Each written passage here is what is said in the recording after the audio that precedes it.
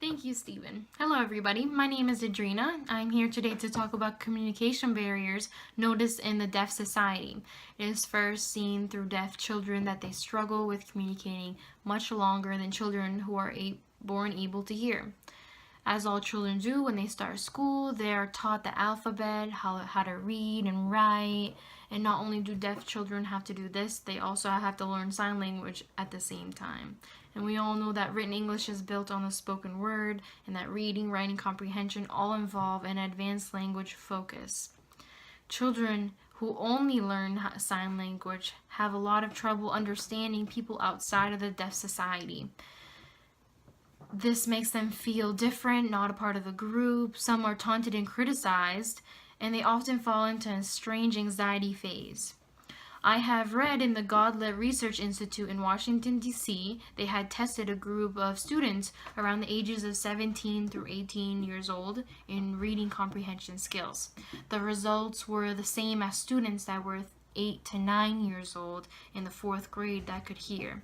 It is very hard to see how much deaf children struggle every day, and most of the time the help is very mediocre, or they're too scared to ask for help because they don't want to seem weird or a pain.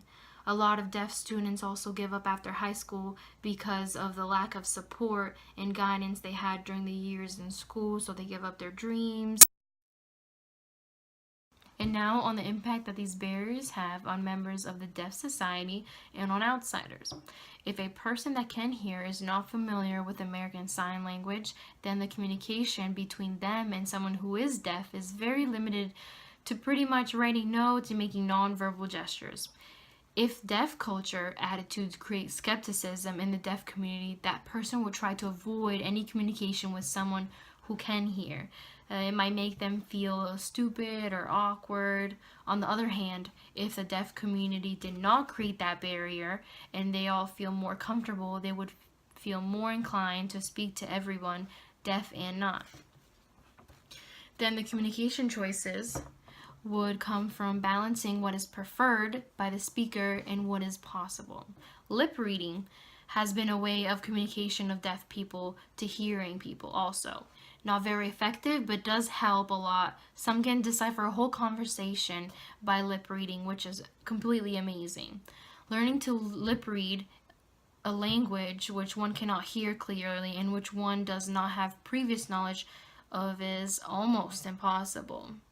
Many things like the age at the beginning of deafness, individual differences in lip reading abilities, and many more can limit one's achievement at learning how to lip read with others. There are no barriers between the deaf community when interacting with one another. They do not need an interpreter. This lets great opportunities to create leadership, great social skills, and it helps build up their self-esteem. It's all about deaf children socializing together, playing sports, studying, and learning new things together. With deaf people, they do not need to avoid a communication with one another. In fact, deaf people communicate very openly and blunt with one another. Thank you for your time, and now let's pass this to Julia.